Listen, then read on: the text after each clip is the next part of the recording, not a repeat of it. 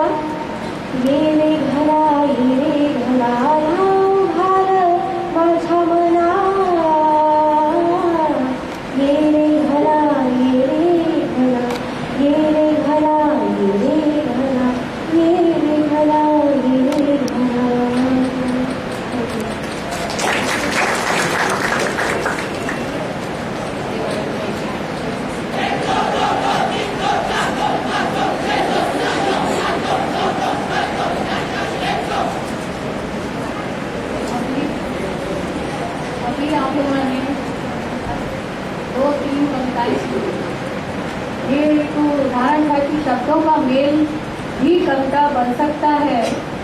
तो उसके कुछ उदाहरण से आज हम जो कार्यक्रम करने जा रहे हैं वो कविता पर ही आधारित है, इसीलिए दो उदाहरण जो आप लोगों के सामने प्रस्तुत किए।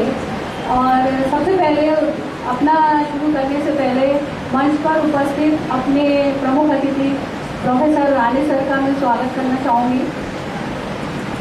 आज के प्रमुख अतिथि जो दो बीएमएन कॉलेज के स्टूडेंट हैं वो आपके सामने कविता प्रस्तुत करेंगे कि कविता क्या होती है, ये आपके सामने प्रस्तुत करेंगे और दिखाएंगे और उसका आनंद आप लोग अवश्य उठाइए। और आज हमारे जो मंच पर उपस्थित हैं हमारे जूनियर कॉलेज की वाइस प्रिंसिपल तिवारी मैडम, पर्यवेक्षक शर्मा सर, दीक्षित मैडम, अध्यापकगण और मेरे सभी प्रिय छात्र छात्राओं, सबसे पहले मैं ये बताना चाहूंगी कि कविता क्या है। कविता किसको कहते हैं, चाहे वो प्राचीन संस्कृति हो या आधुनिक संस्कृति। कविता का जन्म शुरू से ही हुआ है और कवियों ने अनेक जो प्राचीन कवि हैं, संस्कृत के हों या हिंदी के हों या मराठी के हों, उन्होंने कविता के बारे में अपने क्या भाव प्रकट किए हैं उसके बारे में मैं आप लोगों को थोड़ा सा बताऊंगी, ज्यादा समय नहीं लूंगी। कविता या काव्य क्या है, इस विषय में भारतीय साहित्य में आलोचकों की बड़ी समृद्ध परंपरा है। साहित्य दर्पण आप लोगों ने सुना होगा। साहित्य दर्पण में आचार्य विश्वनाथ का कहना है वाक्यम रसात्मकम काव्य, यानी रस की अनुभूति करा देने वाली वाणी काव्य। संस्कृत के दूसरे और आचार्य हैं भामा। भामा के अनुसार कविता शब्द और अर्थ का उचित मेल है। शब्दार्थ तो ये कह सकते संस्कृत में शब्दार्थ सहितम काव्य। हिंदी के आचार्य रामचंद्र शुक्ल ने कविता को जीवन की अनुभूति कहा है।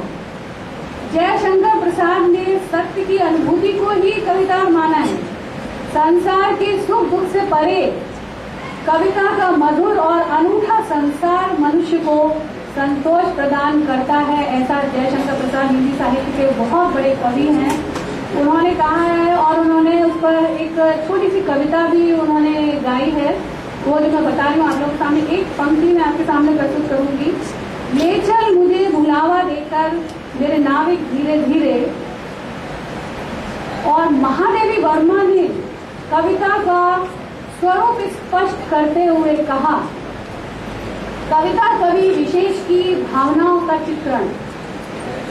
कविता में वास्तव में सत्य, शिव और सौंदर्य की ऐसी अलौकिक रस धारा प्रवाहित होती है जो सबको एक समान आनंदित करती है। कविता समाज को एक नई चेतना प्रदान करती है,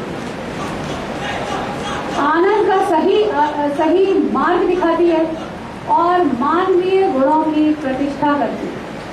और एक छोटी सी कविता मैं आप लोगों के सामने प्रस्तुत करके और एक ऐसा गीत सुनाना चाहती हूँ मैं, खुशी हो या गम बस मुस्कुराना चाहती हूँ मैं। दोस्तों से दोस्ती तो हर कोई निभाता है, दुश्मनों को भी अपना दोस्त बनाना चाहती हूँ मैं। जो हम उड़े ऊंचाइयों पे अकेले, तो क्या नया काम किया, साथ में